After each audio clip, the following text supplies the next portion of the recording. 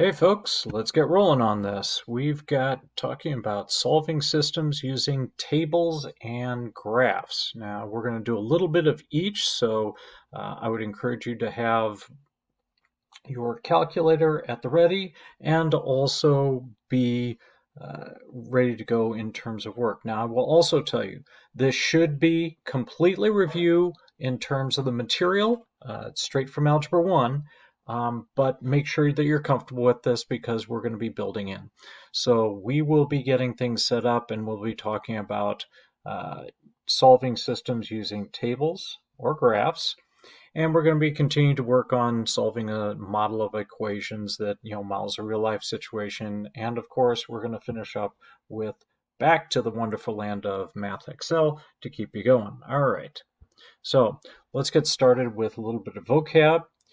First off, what is a system of equations? It's two or more equations that have the same variables. A linear system is going to be, well, if your system of equations has just linear equations, no x squareds or anything. And a solution to the system is going to be the set of values that make all of the equations true, not just one. They work for all of those equations. Okay, so let's dig into the math part. Solving systems graphically and by using a table. Once again, this is one that people have seen before, and we're going to do the one using, using your graphing calculator to try and help you to do this. So what I'm going to do is I'm going to say, the thing we want to do is we want to turn this into something we could enter into the calculator, so I want to isolate y. So I'm going to add 3x to both sides, so I'm looking at 2y equals 3x plus 8.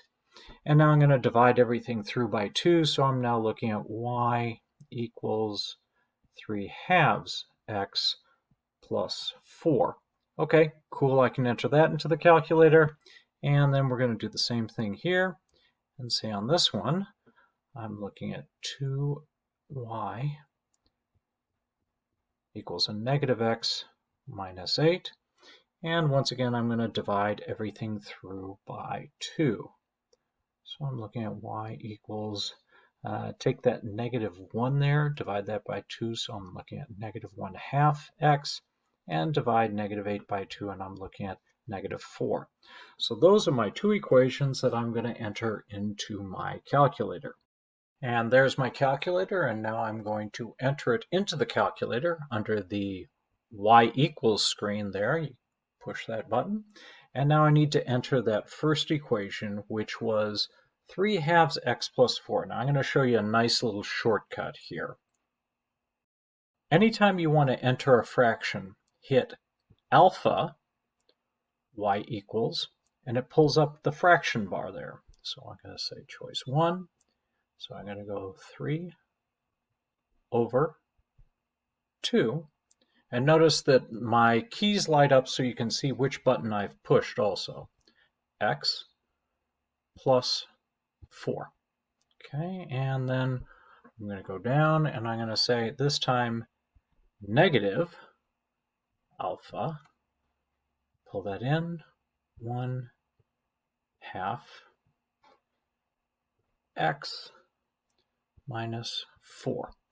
Okay, now if I hit graph straight away, I'm not looking at much. Why not? Because we're still using the same setup that we had the other day when we had data points. So I'm going to hit zoom, standard, which is 6. And now, ooh, look, I can find out where these points intersect. How do I go about doing that? I need to do a calculation. So we're going to go second, trace, which is the calculate thing. And since I'm looking for the intersection, that's choice 5, just hit 5 there. And it's going to ask you, identify which two lines you want me to use. And I'm going to say, yep, that's one of them, so I hit enter. Yep, that's the other one, so I hit enter. And then one of the things you can do is you can kind of trace over to where you think they intersect, or you can actually just enter the x-coordinate that you think is where they're going to intersect. It looks like they intersect at negative 4, so I'm going to hit enter. It starts to look there, and it finds it, and it says it's going to occur at negative 4, negative 2. So I go back in here, and I can say that my solution is going to be at the point negative 4, negative 2. Ta-da! So we can do that and find the solution. Oh, can I do it also showing the table? Yes, we can do that by going second table, which is the graph feature. And if you notice, if I scroll up to the point -4, they have the same coordinate values. At -4, they both are at -2. So that's a way of confirming it a little bit differently. Next up, let's take a look at the next one. Writing a system of equations and then solving it. Again, this is stuff that you've seen before. You did this back in Algebra 1. And it says you want to come up with buy a camera, and you're trying to find the cost of the camera. You know that the film camera costs this much money, and each photo costs that much. Digital camera costs that much, and each photo costs that much.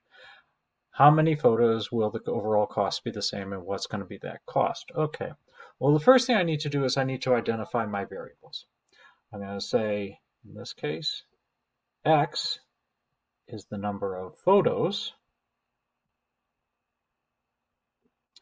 And then I'm going to say that Y is my total cost.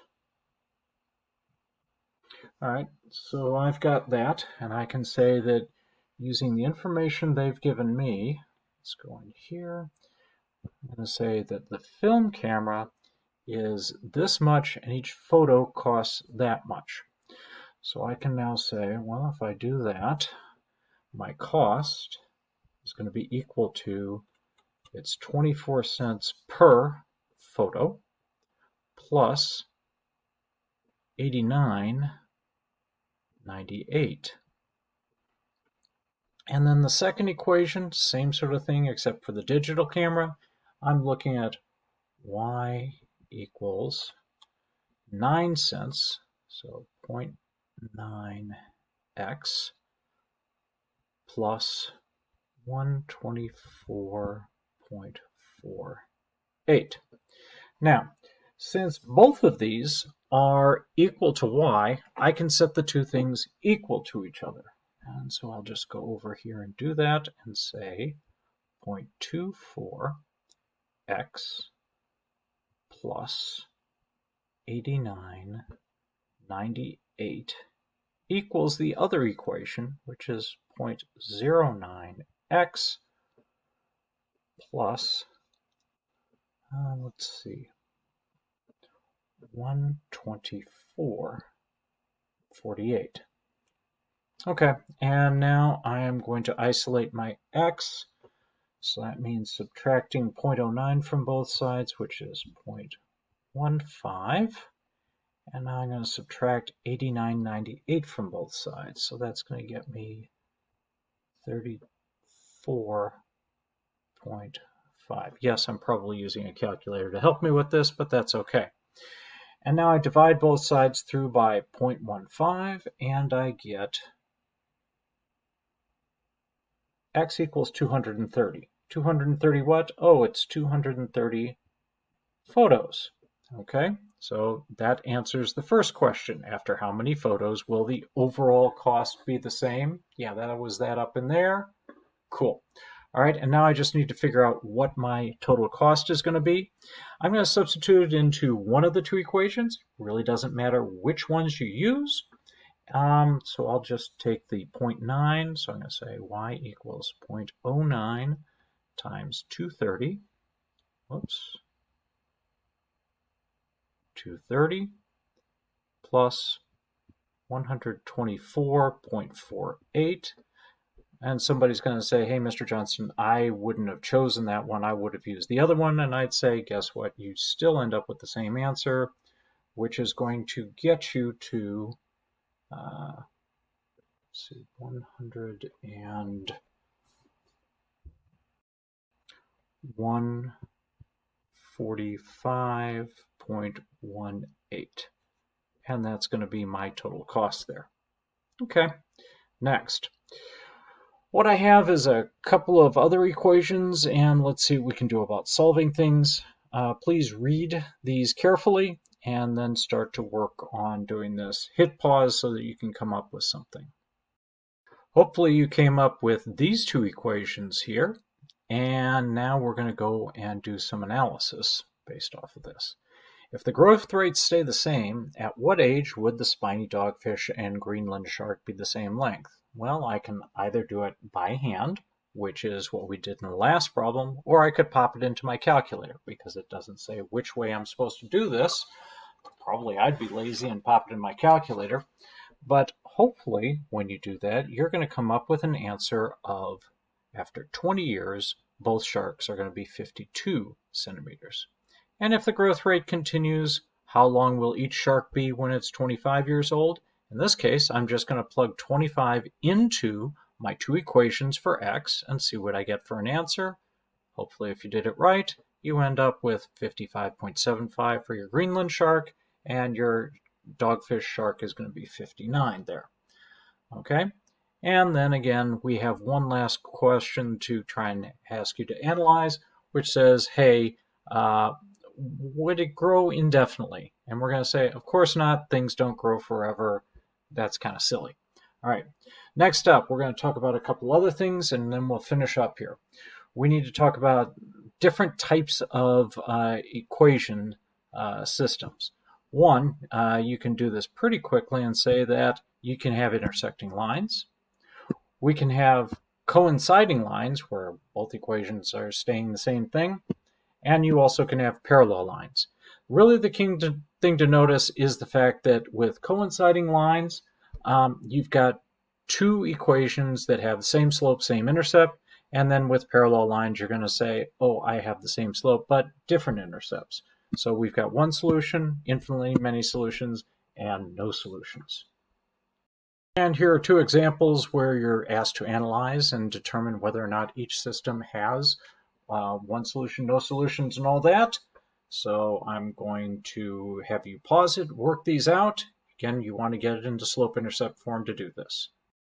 Okay, and I've solved the first equation in the first one. And there's my second equation. And now I'm going to take a quick second and I can say, well, yep, they have the same slope, but they have different y-intercepts. When that's the case, we're going to very quickly say that since it's same slope, different y-intercepts, they're parallel and no solutions. Let's take a look at the second one. I just shoved the x term over in the second equation here, and now I'm going to divide everything through by -3, and that's going to get me this here.